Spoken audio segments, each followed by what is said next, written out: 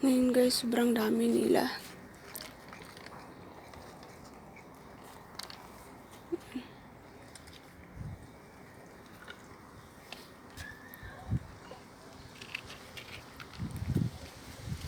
Pero, diyan ka. Putol. Kulang yung pagkain nila.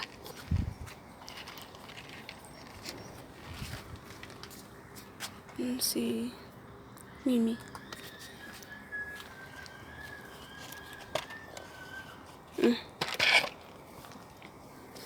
Ayaw kumainin kayo ng may sabaw. Yan po yung injured na pusa. Okay na siya ngayon, oh. Parang humilong-hilong na rin yung kanyang paa. Mababaw lang siguro yung sugat niya. Oy, wag mag-away. Uy! Mahirap mag-away sila kasi sa kalsada, oh. Malinggit, oh.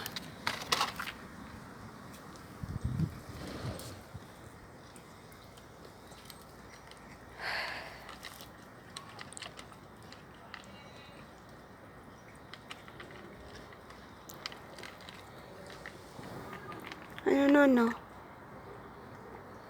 Sana si Khalid yung kanyang pagkain, oh.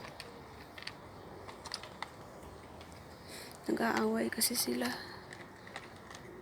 Kaya mahirap sa gilid ng kalsada kasi kung hindi ka lang marunong masasagasaan sila. Si Marble, sinisipon. Talsik sipon mo niya.